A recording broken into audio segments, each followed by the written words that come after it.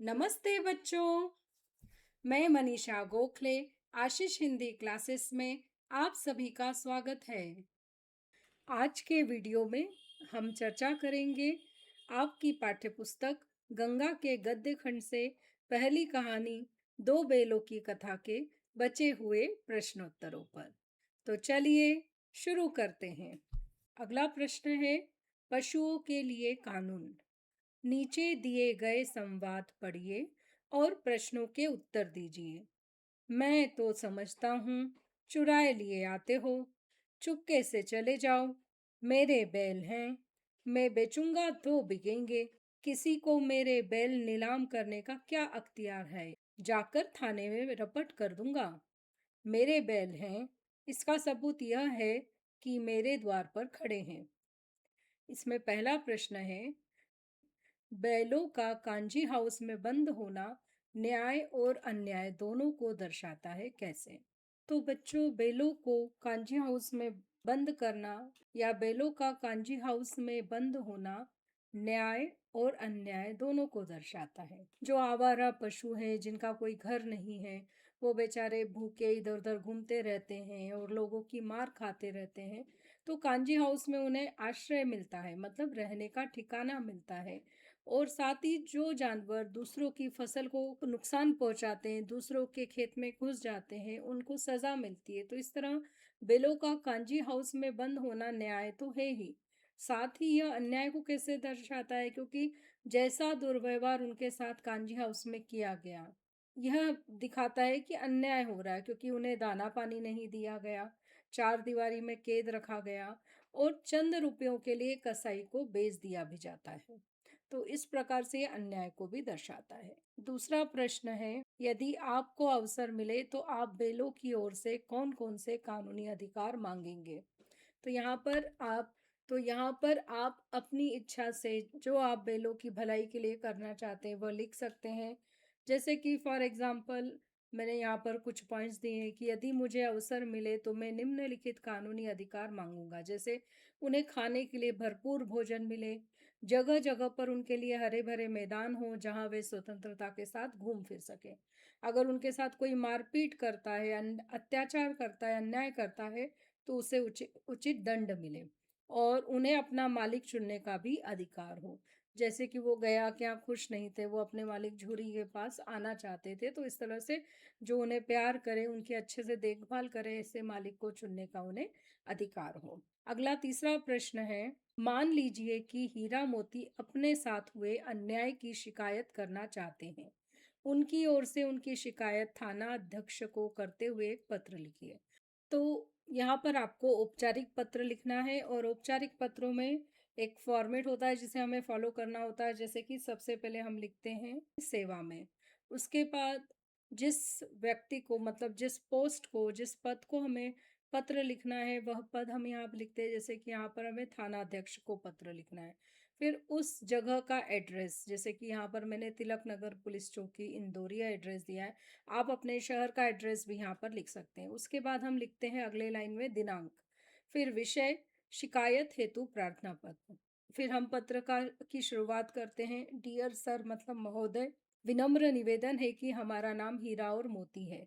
तो यहाँ पर सबसे पहले हम पत्र में अपना परिचय, मतलब अपना इंट्रोडक्शन देते हैं कि हम कौन हैं, क्या करते हैं। तो जैसे कि हमारा नाम हीरा और मोती है, हम झूरी के बैल हैं। हमारे साथ कांजी हाउस में बहुत अन्याय किया गया, कई दिनों हमें और अन्य जानवरों को भूखा रखा गया। जब हमने दीवार तोड़कर भागने की कोशिश की तो हमारी बहुत पिटाई की गई और मोटी रस्सी से बांध दिया गया। हमें पीने के लिए पानी भी नहीं दिया गया। बाद में कुछ रुपयों के लालच में हमें बेच दिया गया। आपसे प्रार्थना करते हैं कि हमारी शिकायत को ध्यान में रखते हुए कांजी हाउस के अफसरों पर कड़ी से कड़ी कार्रवाई हो। धन्यवाद। फिर भवदीय लिखकर जिसने यह प्रार्थना पत्र लिखा है उसका नाम हीरा और मोती यहाँ पर हम लिखेंगे। अगला टॉपिक है हमारी धरोहर और संस्कृति। इसमें पहला प्रश्न है, वह अपना धर्म छोड़ दे लेकिन हम अपना धर्म क्यों छोड़ें? कहानी के अनुसार हीरा और मोती सदैव ध्यान रखते थे कि कौन कौन से कार्य करने योग्य हैं और कौन से नहीं। वे कौन कौन से कार्य कभी नहीं करते थे। तो यहाँ पर अगर हम इस पाठ को पढ़ते हैं तो हमें पता चलता है कि इस कहानी में हीरा और मोती अपना धर्म कभी नहीं छोड़ते हैं। जैसे कि वे कभी किसी के साथ हिंसा नहीं करते, मतलब बिना वजह किसी को मारते नहीं हैं, केवल अपनी रक्षा के लिए लड़ते थे। उन्होंने हारे हुए दुश्मन को नहीं मारा। जब मोती उसे और मारना चाहता था तो हीरा ने उसे रोक दिया और कहा कि यह हमारा धर्म नहीं। इसी तरह उन्होंने महिलाओं पर सिंह चलाना, इसे भी वो पाप मानते थे। अपने से प्रेम करने वालों के लिए अपनी जान भी खतरे में डाल देते थे। जैसे कि झूरी और उस लड़की से वे बहुत प्यार करते थे, तो झूरी के पास वापस लौटने के लिए उन्होंने गया के यहाँ अपने पहिए तोड़ दिए, मतलब अपनी रस्सियाँ तोड़ दी और दौड़ते दौड़ते वापस अपने झूरी के घर लौट आए। या उस लड़की से वो इतना प्यार करते थे कि जब उस लड़की ने उनके गले के रस्सी खोल दी थी तो भी वो भागने के लिए तैयार नहीं होते, क्योंकि उन्हें लग रहा था कि अगर हम भागेंगे तो उस लड़की के ऊपर आफत आ जाएगी, सब सब उसको ही दोष देंगे। इस तरह वो जिन्हें प्यार करते थे उन्हें किसी संकट में नहीं देख सकते थे। और जब महिलाओं पर सिंह चलाना को वो पाप समझते थे, जब मोती ने कहा कि इस लड़की की माँ को ही हम मारते हैं, तो अ, हीरा ने उसे फिर से याद दिलाया कि ये हमारा धर्म नहीं है, हम किसी महिला के साथ हिंसा नहीं करते हैं। दूसरा प्रश्न है, गिरे हुए बैरी पर सिंह ना चलाना चाहिए, लेकिन औरत जात पर सिंह चलाना मना है, यह भूले जाते हो। हीरा के ये कथन किन भारतीय मूल्यों की ओर संकेत करते हैं? तो हीरा के ये जो कथन है वो हमारे जो भारतीय मूल्य है, जैसे दया, क्षमा, अहिंसा और सम्मान, इनकी ओर संकेत करते हैं। जब हम हारे हुए को माफ कर देते, उसे और नहीं मारते हैं, तो हम उसे क्षमा कर जीवन दान देते हैं और उसके ऊपर दया करते हैं। इसी तरह अगर हम किसी औरत पर हाथ नहीं उठाते हैं तो यह अहिंसा को दर्शाता है और स्त्री के प्रति सम्मान इस मूल्य की को या इस भावना को भी दर्शाता है। तीसरा प्रश्न, दूसरे दिन गया ने बैलों को हल में जोता। इसमें क बीट है। खेतों में जुताई के लिए बैल और हल कृषि के पारंपरिक उपकरण हैं। कृषि के अन्य पारंपरिक और आधुनिक उपकरणों तथा उनके उपयोग के विषय में पता लगाइए और लिखिए। तो बच्चों, जहाँ पहले कृषि कार्य के लिए बैलों का उपयोग किया जाता था, वहीं आज के आधुनिक युग में कृषि कार्यों के लिए बैल के स्थान पर ट्रैक्टर, मशीनों जैसे थ्रेशर, हार्वेस्टर और बिजली से चलने वाली मोटरों का प्रयोग किया जाता है। जबकि पहले खेत की जुताई, बुवाई, मड़ाई और सिंचाई सभी कार्य बैलों की मदद से होते थे। हल जुताई में उपयोग होता था, बैलगाड़ी सामान ढोने के लिए और दराती का उपयोग फसल काटने के लिए होता था, जबकि वो अब हार्वेस्टर से होता है। ख प्रश्न है, भारत में बैल केवल पशु नहीं बल्कि कृषि संस्कृति का अभिन्न अंग है। लिखिए कि भारतीय गांवों एवं शहरों में भी बैल किस किस काम में सहायक होते हैं। तो जहां भारत के गांवों में बैलों का उपयोग सामान ढोने में होता है और विभिन्न कृषि कार्यों में किया जाता है, तो वहीं शहरों में कहीं कहीं इनका उपयोग सामान ढोने में किया जाता है। बाकी अब शहरों में कृषि कार्य मशीनों से ज़्यादा होते हैं। अगला टॉपिक है अलग अलग और साथ साथ।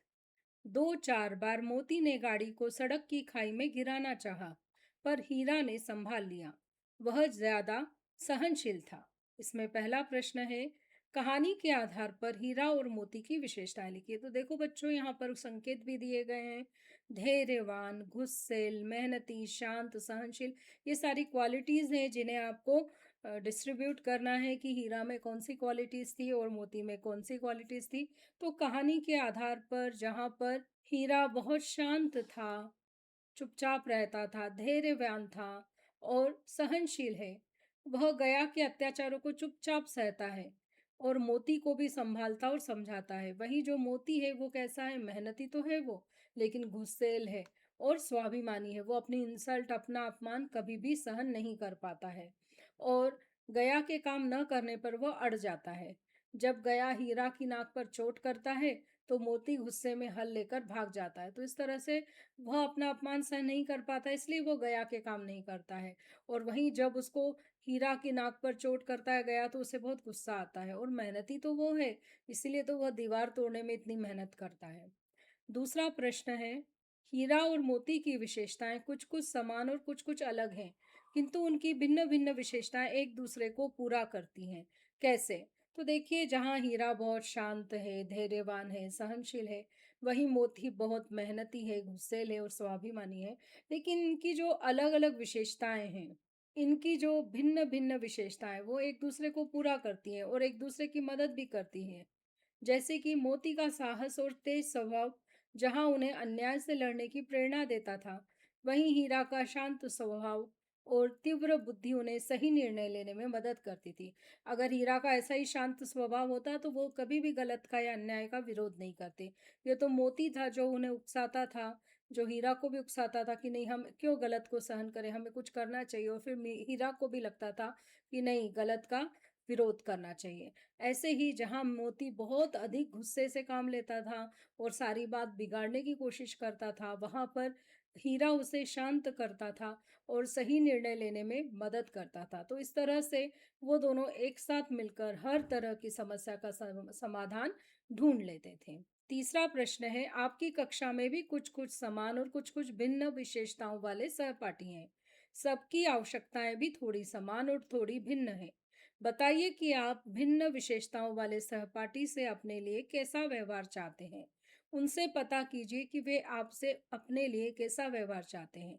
तो यहाँ पर संकेत भी लिया है कि क्या क्या करें और क्या क्या ना करें, कैसे पढ़ाई खेल आदि में एक दूसरे की सहायता करें और साथ दें। तो यहाँ पर आपको अपने मन से बताना है कि आपका जो फ्रेंड है उसका नेचर अलग है, उस फ्रेंड के से आप क्या एक्सपेक्ट करते हैं, उसने कैसे आपके साथ बिहेव करना चाहिए, पढ़ाई करते समय या खेलते समय आपको किस तरह से मदद करनी है उसे।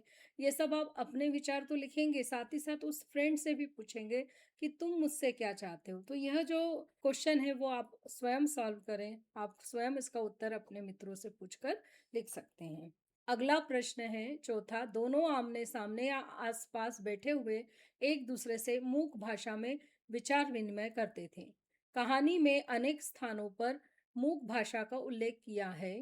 आपके विचार से हीरा और मोती किस प्रकार आपस में बातें किया करते होंगे, अनुमान और कल्पना से बताइए। तो देखिए, यहाँ पर जब हीरा मोती एक दूसरे से बात करते होंगे तो स्वाभाविक है कि उनके हाव भाव से, उनके चेहरे के ढंग से, उनकी शारीरिक हलचल से, जैसे पूंछ हिलाना या सर हिलाना, सर ऊपर नीचे करना, गर्दन को मोड़ देना, ये सब शारीरिक हलचल और तरह-तरह की आवाज़ें जो निकालते हैं, हुंकार जो करते हैं, उससे ये शायद विचार विनिमय करते होंगे। और एक-दूसरे के पक्के दोस्त हैं, इस कारण वो एक-दूसरे की आँखों की भाषा भी आसानी से समझ लेते होंगे। प्रश्न 5, आप भी अनेक अवसरों पर बिना शब्दों का उच्चारण किए संवाद करते हैं। कब-कब, कहाँ-कहाँ? कुछ उदाहरण लिखिए। तो हाँ, ऐसा होता है कई बार जहाँ की हम ज़ोर से बात नहीं कर सकते हैं, कोई आया हुआ रहता है या फिर स्कूल में जब टीचर्स क्लास में रहती है, तो ऐसे बहुत से अवसर आते हैं कि जब हम बिना शब्दों के भी संवाद करते हैं। जैसे कि कक्षा में जब अध्यापक पढ़ा रहे हों तो सांकेतिक भाषा में हम मित्रों से बोलते हैं, या फिर घर पर जब हमें खुशी और दुख को अपने चेहरे के हाव भाव से प्रकट कर सकते हैं। हमारा चेहरा देखकर हमारे माता पिता समझ जाते हैं कि आज स्कूल में डांट पड़ी है या आज कोई रिवॉर्ड मिला है। इसी तरह खेल के मैदान में अपने सह खिलाड़ियों से संवाद इशारे से किया जाता है। तो इस तरह से कई तरीके होते हैं जिनके द्वारा हम बिना उच्चारण किए भी संवाद कर सकते हैं। अगला टॉपिक है, मार्ग खोजेंगे कैसे। सीधे दौड़ते चले गए, यहाँ तक कि मार्ग का ज्ञान ना रहा। जिस परिचित मार्ग से आए थे उसका यहाँ पता न था। नए नए गांव मिलने लगे। तो यहाँ पर हीरा मोती जब गया के घर से भागे थे तब का यह इंसिडेंट है। तो यहाँ पर पहला प्रश्न पूछा गया है, हीरा मोती अपने घर के मार्ग से भटक गए थे। क्या कभी आपके साथ ऐसा हुआ है कि आप रास्ता भूल गए या भटक गए? तब आपने अपने मार्ग का पता कैसे लगाया? तो यहाँ पर बच्चों, आप अपने मन से भी आपके साथ अगर ऐसी कुछ घटना हुई हो तो वह लिख सकते हैं। या फिर जैसे एक एग्जाम्पल मैंने यहाँ पर दिया है कि हाँ, जब मैं अपने किसी रिश्तेदार के यहाँ दिल्ली गया था, तो एक दिन जब मैं बाजार गया तो लौटते समय घर का रास्ता भटक गया। तब मैंने ऑटो वाले भैया से रास्ता पूछा था और इस तरह से घर लौट आया था। आप कुछ भी लिख सकते हैं। आप ये भी लिख सकते थे कि फिर मैंने गूगल मैप का सहारा लिया या रास्ते के सब्जी वाले से पूछा, है ना? तो इस तरह से आप अपने हिसाब से भी इसका उत्तर लिख सकते हैं। दूसरा प्रश्न है, यदि कोई व्यक्ति भटक जाए तो उसे क्या करना चाहिए कि वह सुरक्षित रूप से अपने गंतव्य तक पहुंच जाए? कक्षा में चर्चा कीजिए और लिखिए। तो यहाँ पर देखो संकेत भी दिए हैं, जैसे हम ऑनलाइन मानचित्र का, गूगल मैप का सहारा ले सकते हैं, हम पुलिस से पूछ सकते हैं, किसी स्कूल या जो गवर्नमेंट का ऑफिस होता है वहाँ पूछ सकते हैं, किसी विद्यार्थी से पूछ सकते हैं, या सड़क पर लगे हुए जो सूचना पट रहते हैं, नोटिस बोर्ड रहते हैं, उन्हें देख सकते हैं, या दुकानों के जो बोर्ड रहते हैं वहाँ पर जो पता है उससे हम पता लगा सकते हैं कि हमें किस तरफ जाना होगा, या फिर डाकघर में जाकर हम पता लगा सकते हैं। तो इस तरह से अगर कोई व्यक्ति रास्ता भटक जाए तो उसे ऑनलाइन मानचित्र का सहारा लेना चाहिए। रास्ते में लगे सूचना पट और दुकानों के बोर्डों पर लिखे पते को ध्यान से देखना चाहिए। यदि आसपास कोई विद्यालय, सरकारी भवन या डाकखाना हो तो वहाँ पूछताछ करनी चाहिए। रास्ता भटक जाने पर पुलिस की मदद भी ले सकते हैं। अब उसके बाद में तीसरा प्रश्न है, आपके विद्यालय में आपदा की स्थिति में, मतलब कोई मुसीबत आ जाए, जैसे आग लग जाना या कोई और कंडीशन हो, तो निकासी का मार्ग दर्शाने वाला मानचित्र अवश्य होगा। उसे ध्यानपूर्वक देखिए और पता लगाइए कि आपदा की स्थिति में आपकी कक्षा के सबसे निकट और सुरक्षित कौन सा मार्ग है। तो यह बच्चों आपको अपने स्कूल के मैप को देखकर बताना है कि आप कहाँ से सबसे पहले बाहर निकल सकते हैं। अगर वहाँ पर भूकंप आ जाए या आग लग जाए तो किस तरह से आप सुरक्षित बाहर जल्दी से जल्दी पहुँच सकते हैं। अगला है सृजन के लिए, तो यहाँ पर डायरी कैसे लिखते हैं इसके बारे में बताया गया है। पहला प्रश्न है, हीरा और मोती की दैनंदिनी, मतलब डेली डायरी। तो कहानी में हीरा और मोती आपस में मनुष्यों की तरह बातें करते दिखते हैं। कल्पना कीजिए कि वे लिख पढ़ भी सकते हैं। हीरा या मोती की नज़र से उस दिन की डायरी लिखिए जब उन्हें कांजी हाउस ले जाया गया। तो देखो, जब डायरी लिखते हैं तो उसमें सबसे पहले ऊपर हम डेट डालते हैं, जिस दिन हम वो डायरी लिख रहे हैं, समय भी डालते हैं, और फिर डायरी को संबोधन भी देते हैं, जैसे प्रिय डायरी। फिर अगर हम यहाँ पर, जैसे कि हीरा अगर यह डायरी लिख रहा होगा तो वह लिखेगा, आज का दिन भी बहुत बुरा और उथल पुथल भरा रहा। सुबह से ही गया हमें जोत कर खेत पर ले गया, हमें बहुत मारा पीटा और दिन भर काम करवाया। दर्द से बुरा हाल हो रहा था। ऊपर से शाम को खाने में रोज की तरह सूखा भूसा ही दिया। भूख और अपमान से दिल गुस्से से भर गया था, लेकिन उस छोटी सी लड़की के प्यार के कारण जीवन काट रहे थे। तभी अचानक वह लड़की फिर से आई और हमारी रस्सियां खोल गई। हम दोनों बेतहाशा दौड़ने लगे और गया से बचकर निकलने की जल्दबाजी में हम रास्ता भटक गए। तभी एक मटर का खेत दिखा। जोरों की भूख लगी हुई थी तो हमने वहां भरपेट मटर खाई। तभी हमें एक सांड आता दिखाई दिया जो बहुत ताकतवर था। हम दोनों ने हिम्मत नहीं हारी और मिलकर उसका मुकाबला कर उसे खदेड़ दिया। तभी मोती एक और मटर के खेत में घुस गया। मैं उसे मना कर रहा था लेकिन उसने मेरी बात नहीं सुनी। तभी कुछ लोगों ने आकर उसे पकड़ लिया। मैं उसे छोड़कर नहीं जा सकता था, इसलिए मैं भी वहां खड़ा रहा और उन लोगों ने हम दोनों को पकड़कर कांजी हाउस में बंद कर दिया। उन लोगों ने खाने को कुछ नहीं दिया। भूख से बुरा हाल है, पर पूरा विश्वास है कि झूरी हमें छुड़वाने जरूर आएगा। तो यहाँ पर हीरा ने अपने दिन का वर्णन, जो कांजी हाउस से जाते वाले दिन था, उसका किया है। तो इस तरह से आप अपने भी ओन वर्ड्स में इसे लिख सकते हैं। दूसरा प्रश्न है यहाँ पर दूसरा प्रश्न है यहाँ पर आज के समाचार। मान लीजिए आप एक स्थानीय समाचार पत्र के संवाददाता रिपोर्टर हैं।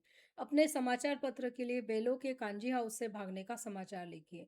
तो यहाँ पर हमें एक टाइटल देना होगा, जैसे कि यहाँ पर उन्होंने हमें हेल्प करने के लिए लिखा है, दो बहादुर बेलों ने तोड़ी बेड़ियां, घटना का विवरण, कहाँ कब क्या हुआ और परिणाम और लोगों की प्रतिक्रिया। तो यहाँ पर जैसे कि दो बहादुर बेलों ने तोड़ी बेड़ियां, घटना कल रात की है जब कांजी हाउस में दो साहसी बेलों हीरा और मोती ने बाड़े की कच्ची दीवार को अपने सिंग मार मार कर गिरा दिया और अपने साथ साथ अनेक मासूम जानवरों की जान बचाई, जो वहां भूखे प्यासे पड़े जिंदगी और मौत की लड़ाई लड़ रहे थे। बेलों के इस साहसपूर्ण कार्य की सभी सराहना कर रहे हैं और गांव की पंचायत ने उन्हें पुरस्कार देने की घोषणा भी की है। तो इस तरह से आप यह लिख सकते हैं। तीसरा प्रश्न है, कहानी का नया अंत। यदि बेल वापस ना लौटते तो कहानी का अंत कैसे होता? कहानी का नया अंत लिखिए। कैसे लिखे? बैलों की नई जगह, झूरी की स्थिति।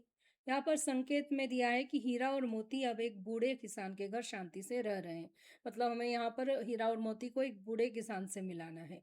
तो हम इस तरह से लिख सकते हैं कि दड़ियल के साथ चल रहे हीरा मोती ने जान बचाने के लिए तेजी से भागकर दूर चले जाने की योजना बनाई।